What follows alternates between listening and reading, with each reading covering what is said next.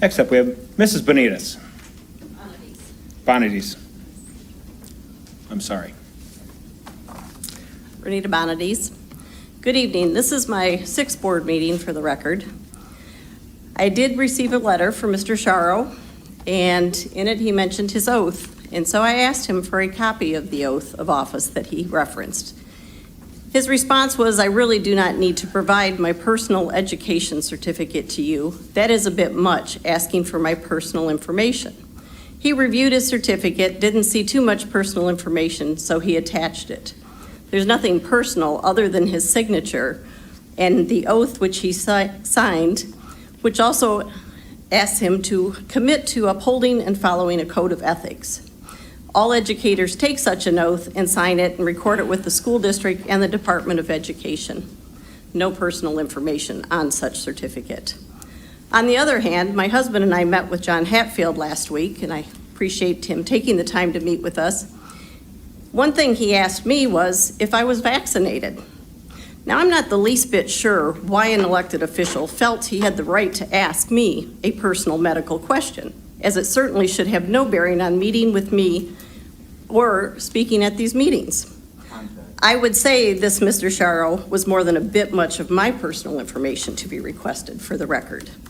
Another topic of discussion with Mr. Hatfield was about the emails and letters that I send the board that I've written over the past 4 months. He told me that he receives more from me than anyone else.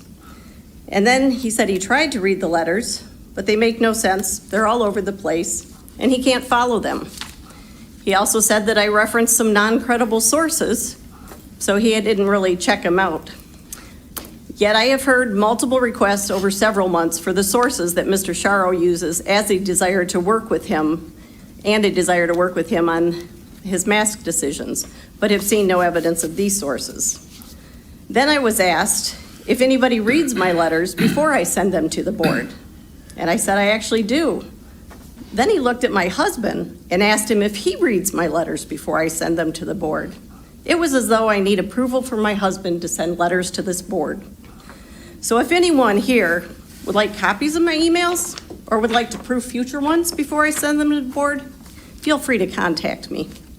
Finally, John Lauterbach and John Hatfield made reference in the past month, following the last meeting and during that conversation, that they are just volunteers, that they don't have time for long meetings or to allow parents and community the allotted time to speak according to the bylaws.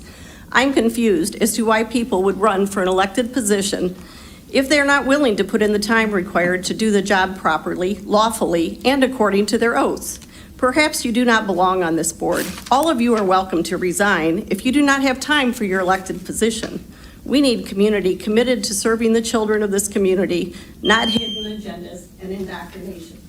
The public needs to pay attention when they vote. Thank you.